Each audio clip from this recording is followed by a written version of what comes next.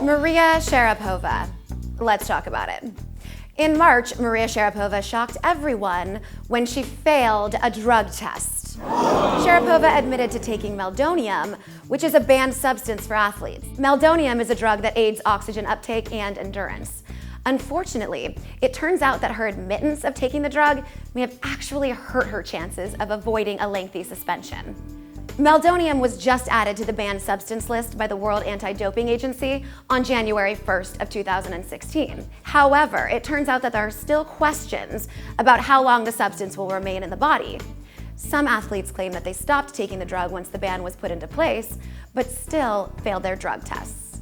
Sharapova was one of 172 failed tests since the ban was put on the drug. According to the World Anti-Doping Agency, if athletes can show that they could not have known or suspected that the drug would still be in their system, then the agency would consider that grounds for a not guilty verdict after a failed drug test. Although this is a big get-out-of-jail-free card for many athletes, Sharapova has seemingly dug her own grave, already admitting to taking Meldonium since it became a banned substance. Sharapova claims that for 10 years prior, the substance had not been on the banned substance list, and thus she was legally taking it for this duration of time. She says she was simply unaware of the rule change that took place on the 1st of January, and that's why she did not remove the drug from her routine. So essentially, she's arguing ignorance to the rules, and that she just didn't really read the emails and updates that took place this year. Okay, folks, let's think about this for a second. We're not exactly talking about Maria, no one knows who you are because you're ranked 1,000th in the world and can't afford to have a team behind you.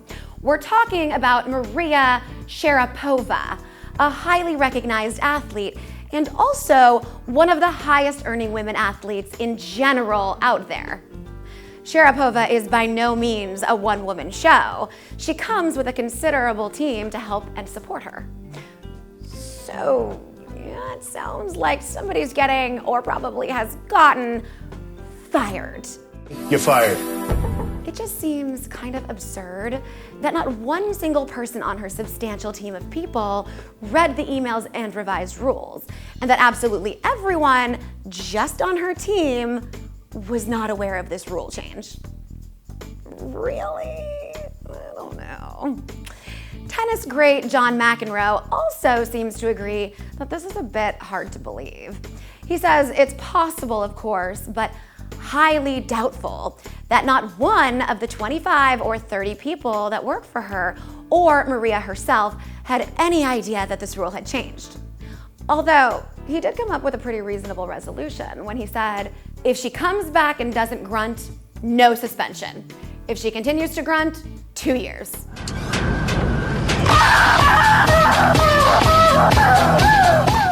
Serena Williams, surprisingly, was one player that came to Sharapova's defense and applauded her for her honesty and courage.